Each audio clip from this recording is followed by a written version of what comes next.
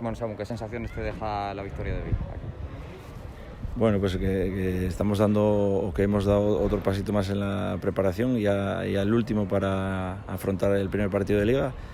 Y bueno, buscamos que las sensaciones fueran buenas y hemos hecho cosas bien y otras cosas que tenemos que evidentemente mejorar todavía. Sí, parece que hoy ha habido un poco más de acierto. El gol que faltó el día del Caudal, hoy sí que han entrado, ¿no?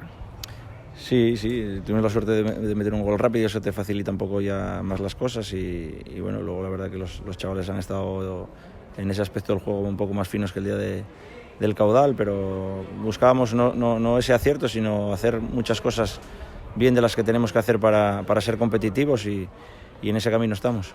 Hoy era el último test de la pretemporada. ¿Qué balance haces de estos encuentros de preparación estas semanas?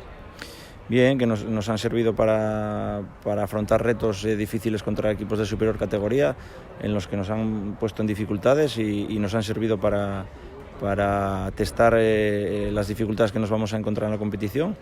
Y el resto de partidos nos han servido para que la gente fuera rodándose, fuera cogiendo minutos, fuera en definitiva afrontar el primer partido con ciertas garantías de que la gente tiene minutos en las piernas, y era un poco lo que buscábamos. Y bueno, aquí ponemos punto y final a la pretemporada y el martes arrancamos con la ilusión puesta en el primer partido de Liga ya. Sí, esa última que te quería hacer, me imagino que ya concentrados, pensando ya en la primera jornada de Liga contra el Bergantiños.